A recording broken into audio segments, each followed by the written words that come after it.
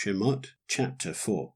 And Moshe answered and said, And if they do not believe me, nor listen to my voice, and say, Yahweh has not appeared to you?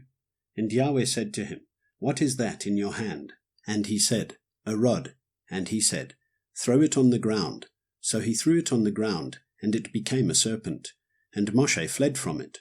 And Yahweh said to Moshe, Reach out your hand, and seize it by the tail. So he reached out his hand and took hold of it, and it became a rod in his hand.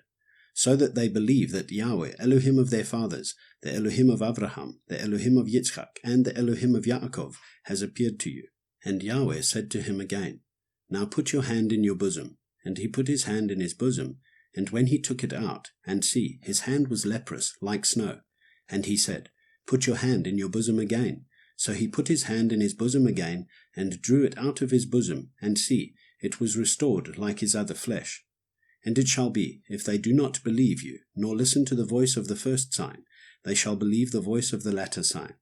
And it shall be, if they do not believe even these two signs, or listen to your voice, that you shall take water from the river, and pour it on the dry land. And the water which you take from the river shall become blood on the dry land. And Moshe said to Yahweh, O Yahweh, I am not a man of words, neither before nor since you have spoken to your servant, for I am slow of speech and slow of tongue. And Yahweh said to him, Who has made man's mouth? Or who makes dumb, or deaf, or seeing, or blind? Is it not I, Yahweh? And now go, and I shall be with your mouth, and teach you what to say. But he said, O Yahweh, please send by the hand of him whom you would send. And the displeasure of Yahweh burned against Moshe, and he said, Is not Aaron the Levite your brother? I know that he speaks well, and see, he is also coming out to meet you, and when he sees you, he shall be glad in his heart. And you shall speak to him, and put the words in his mouth. And I am with your mouth, and with his mouth, and I shall teach you what to do. And he shall speak for you to the people, and it shall be that he shall be a mouth for you, and you shall be an Elohim for him. And take this rod in your hand, with which you shall do the signs. Then Moshe went and returned to Yether his father-in-law, and said to him, Please let me go and return to my brothers who are in Mitzrayim, to see whether they are still alive. And Yethro said to Moshe, Go in peace. And Yahweh said to Moshe in Midian, Go, return to Mitzrayim, for all the men are dead who sought your life.